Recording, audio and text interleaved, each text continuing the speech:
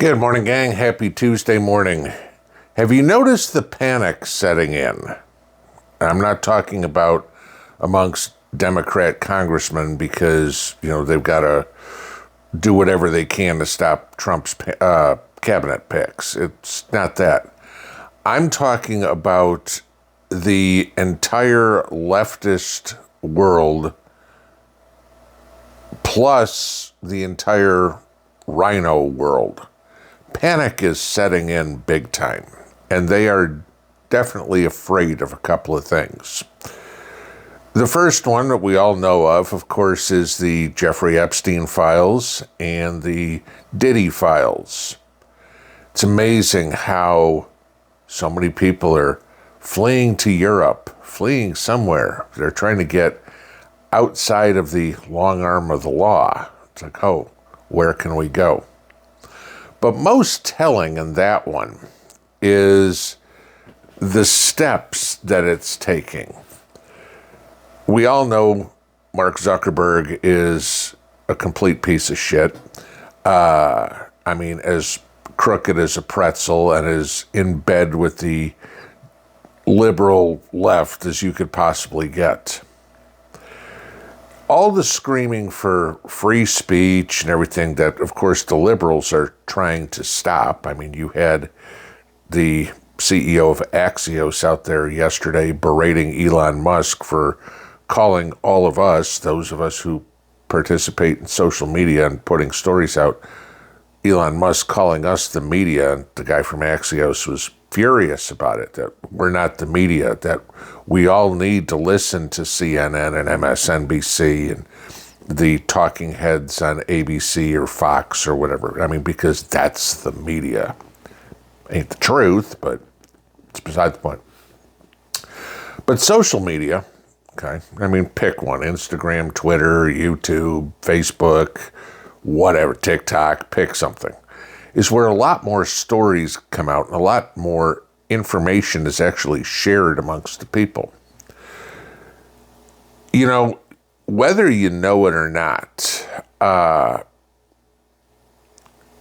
political figures are prohibited by law from blocking anybody, okay? Whether on social media, whether your emails, whatever, okay? You want to send an email to your senator, your congressman, the president, whatever, they can't block you. You want to post something on their Facebook page, they can't block you. Okay? They have to let it be put out there. Doesn't mean they have to read it, because, they probably got some 21-year-old intern who's scanning all this stuff, in the midst of playing video games. But yesterday was kind of interesting. Marsha Blackburn, who, of course, is my senator, Tennessee, one of our two Tennessee senators, is being shadow banned by Facebook. Mind you this, Zuckerberg is actually censoring a U.S. senator because she had the audacity to ask her followers, which primarily are constituents, if they wanted to see the Epstein tapes released. Think about that, okay? For a senator to go out and ask the people that voted for her right after she got elected if they wanted her to do something specific, Facebook decided we're not going to allow this to be posted. Really? What are you afraid of, Mark? You been diddling little boys and little girls over there, and you're afraid that's going to come out? Probably. Okay.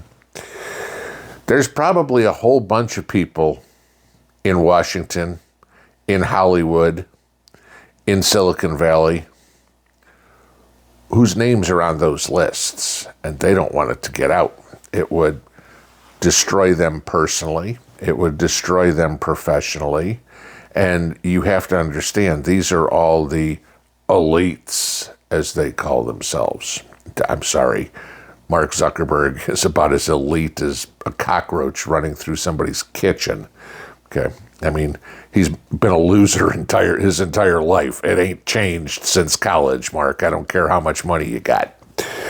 But we keep going on the panic, and it's not just in the U.S. Let's take a look what's going on in Europe, for example. They're all panicked about Donald Trump.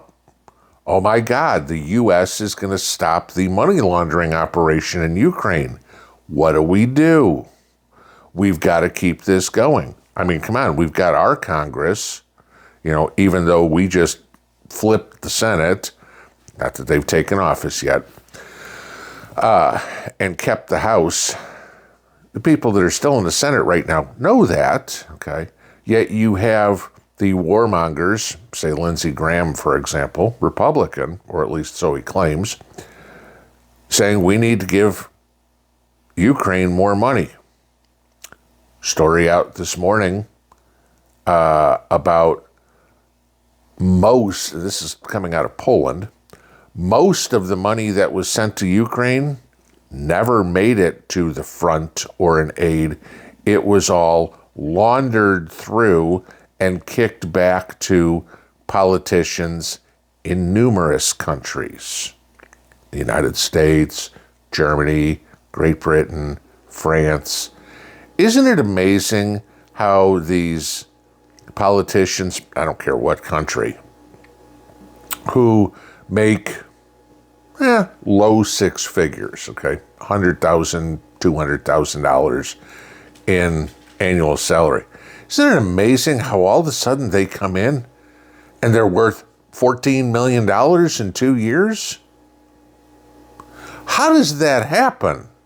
I mean, unless every one of them got real smart and bought Nvidia and Bitcoin in the last 2 years, I'm betting it's ill-gotten goods. And they're a little afraid of the faucet being turned off, the one that pours out liquid gold for them. They need to keep this war going. And they're going to do anything they can to keep the cash flow coming. Do not think for a second any one of those politicians from any one of these countries gives a rat's ass about people dying.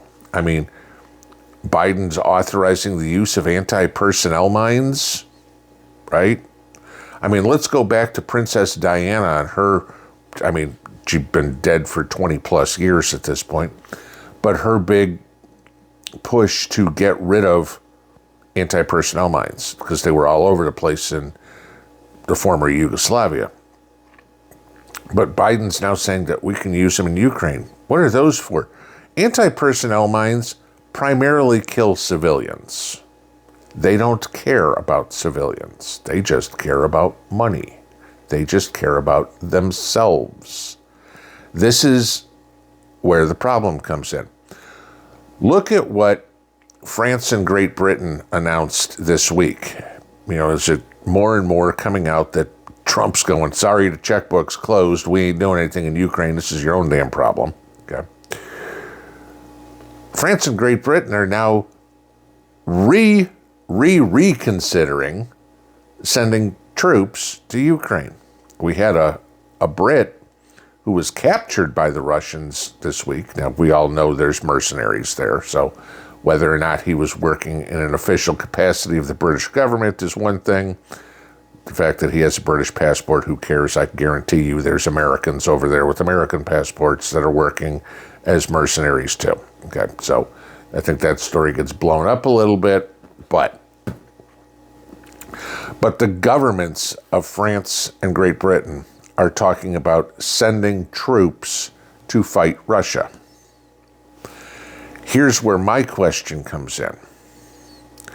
Does that automatically trigger Article 5?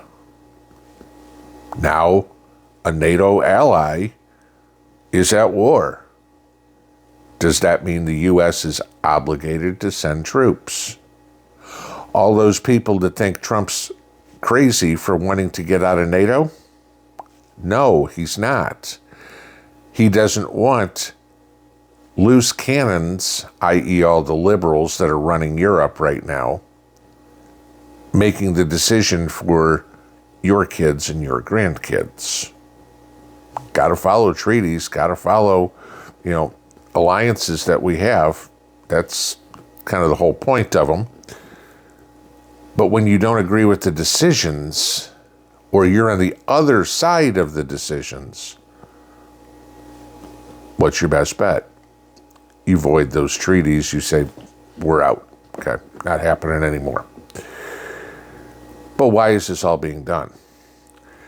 Because the globalist, liberal, socialist left worldwide is panicked. Some of them are afraid that they're going to lose the cash cow that is war forever. Others are afraid of their sexual deviants putting them in prison. Some are afraid for both, and it would not surprise me one bit if there's Congress critters on both sides of the aisle that are going to show up on the Epstein list, the Diddy list, and the money laundering list that comes out of Ukraine. This is what they're terrified of. And the only way to divert everybody's attention from their other crimes, their sexual deviance, is if we're only looking at the wars, right? You're going to be a lot more concerned if your son, grandson, daughter, or granddaughter gets a draft notice than you are whether your junior congressman all of a sudden is defending himself for having a seat on a plane going to Epstein Island, or there's photos of him at a Diddy freak-off. You're going to be a lot more concerned about your kid. That's what they're counting on. That's what social media is good for, because we talk about, not just YouTube, but Twitter, Facebook, everywhere you are, talks about the stuff that they don't want us to talk about. The stuff that you need to know. There's 90% of what goes on in government we never know. And that's probably a good thing, because we'd have an entire country of paranoid people if we knew everything that was going on behind the scenes, okay? I mean, whether it's special ops or intelligence or trade deals or whatever. We don't know. I mean, going through our lives a little clueless makes for a little more peaceful life. But when they're trying to keep us clueless about stuff that directly affects us, could feasibly kill us, why do I say that? Oh, I don't know. The talk of Biden wanting to send nukes to Ukraine? Yeah, as clownish as Zelensky is, Zelensky'd be more than happy to lob a nuke into Russia, and then all bets are off. Then we got ICBMs, the rocket's red glare. Yeah, this is what we need to consider. We need to know about these things. We need to put the puzzle pieces together. We need to figure out who the corrupt, criminal, lying, people that worship Adam Schiff, the people that think he's a quality American. These people are causing us irreparable harm. We have to get rid of them. Europe, that means you have to get rid of half of Parliament. Canada, that means you need to toss Trudeau, and not because of this Palestinian riot in Montreal and you guys want a special election because of it. No, you need to get rid of Trudeau because Trudeau is destroying your country, okay? Germany, Keir Starmer's destroying your country, okay? It's just, Germany, yeah, okay, wake up.